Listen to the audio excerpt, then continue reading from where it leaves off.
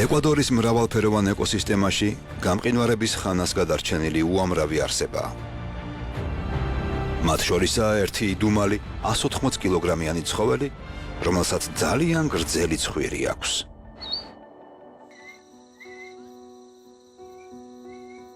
დაბლობის ტაპირი სამხრეთი ამერიკის ტენიან ჯუნგლებში სახლობს.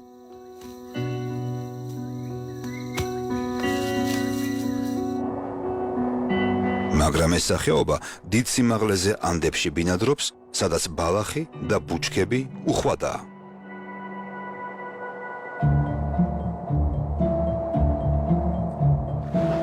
ეს ტაპირი, რომელიც გზას მცენარეებში მიიკვლევს, ჩრდილოეთ ანდების ერთ-ერთი ყველაზე მძიმეწონიანი ცხოველია.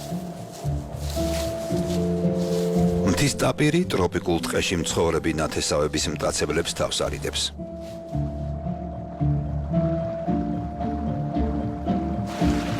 ეს ბალახის მჭამელი 1800 მეტრის სიმაღლეზე განმარტოებით ბინადრობს და სხვადასხვა სახეობის მცენარეს მიირთმევს. მუდმივად მოძრაობს და მდინარის პირას ბალახობა უყვარს. გრძელი დინგის წყალობით მთის ტაპირს განსაკუთრებული ყნოსვა აქვს, რისი წყალობითაც თავის საყვარელ მცენარეებს პოულობს. დათვის მსგავსად, ტაპირის ეს ჯიშიც ბოლო გამყინვარების ხანას გადაურჩნენ. რაც უფრო ზემოთ ავდივართ, ხეები უფრო მეჩხერად გვხვდება და ბოლოს საერთოდ ქრება. ამ ზონას პარამო ჰქვია, რაც ესპანურად დაბლობს ნიშნავს. აქ კლიმატის გავლენა ძალიან დიდია. მოყინვისა და გალღობის ციკლი ერთ დღე-ღამეში სრულდება.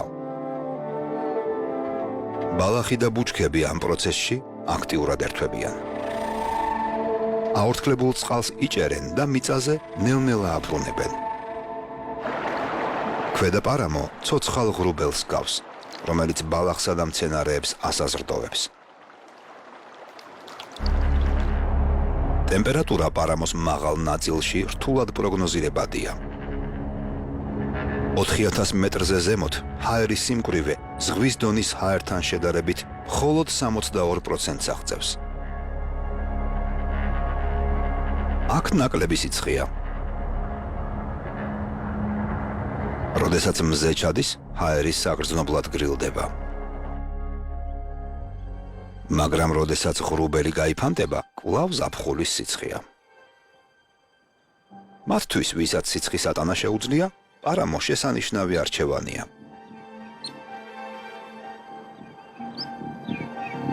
ეს მცენარე პუია ბრომელიადების ოჯახის წარმომადგენელია, რომელიც ტყეს მცენარეებით მეჩხერ პარამოს ამჯობინებს. გამძლე ჯიშის ზოგმა კოლიბრმაც პარამოში აირჩია ცხოვრება. მისი 5 მეტრიანი ყვავილი 2 კოლიბრს თავისუფლად გამოკვებავს. მაგრამ კოლიბრები მესაკუთრეები არიან და გაზიარება არ უყვართ.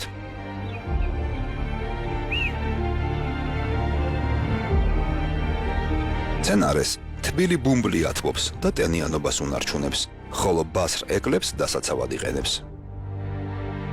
თუმცა თავდაცვის ეს მექანიზმი არც თუ ეფექტურია.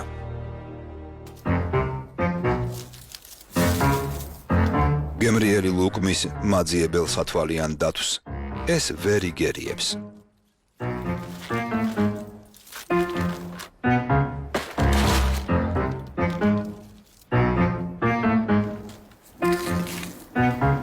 პუია მისი საყვარელი საკვებია.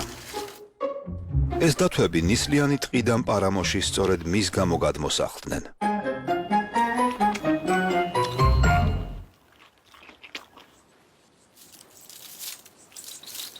ეს 1 წლის ბელია. მალე დედისგან დამოუკიდებლად შეძლებს არსებობას.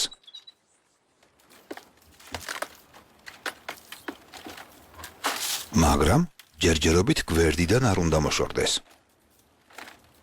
ყოველ დღე ნელ-ნელა სწავლობს რა ჭამოს და სად წავიდეს.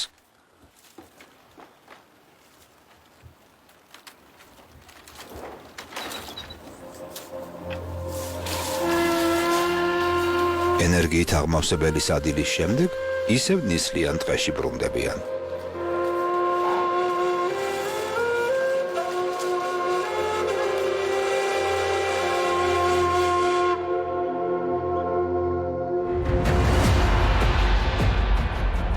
ანდების ექსტრემალური კლიმატი დღე-ღამის განმავლობაში მკვეთრად იცვლება. მთის კოლიბრებისთვის ეს უდიდესი გამოწვევაა.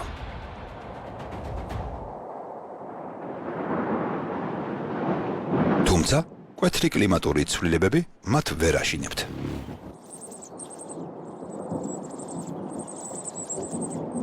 ამ მიზეზის გამო მათი კრუხობის პერიოდი ხანმოკლე და ინტენსიურია. დედრი კოლიბრი სამ კვირაზე ნაკლებ დროში გამოჩეკავს პატარებს. და შემდეგ სამ კვირაში მისი ორი ბარტყი ბუდიდან დამოუკიდებლად გაფრინდება. მანამდე კი დაუღალავად მუშაობს, რათა ჩუკირაგას ბუჩქიდან გამოწოვილი ნექტარით მშიერი პატარები დააპუროს. მან საიმედო მყარი ბუდი ააშენა, რათა ბარტყები უსაფრთხოდ იყვნენ, ვიდრე ის საკვებზეა წასული. ამინდი ცვალებადია და როდესაც მზე ჩადის, ტემპერატურა ეცემა. თუმცა ეს არაფერია ღამის სიცივესთან შედარებით.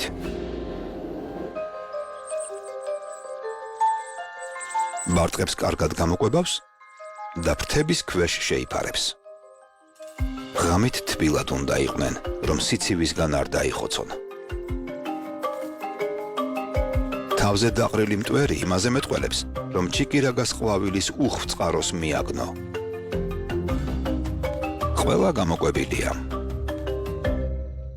ყუდრო ბუდეში მანამდე დარჩება, სანამ ბარტყები პატარები არიან.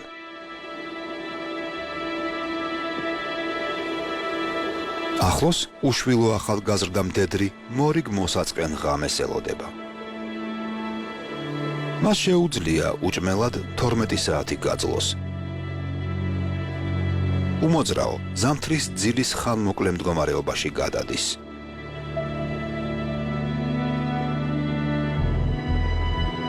მისი გულისცემა ნორმალური სიჩქარის მე-12-დია.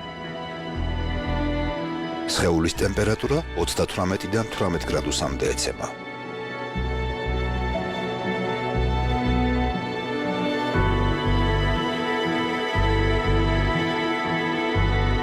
ეკვადორში მზის ჩასვლა სწრაფად ხდება და მინი გამყინვარება იწყება.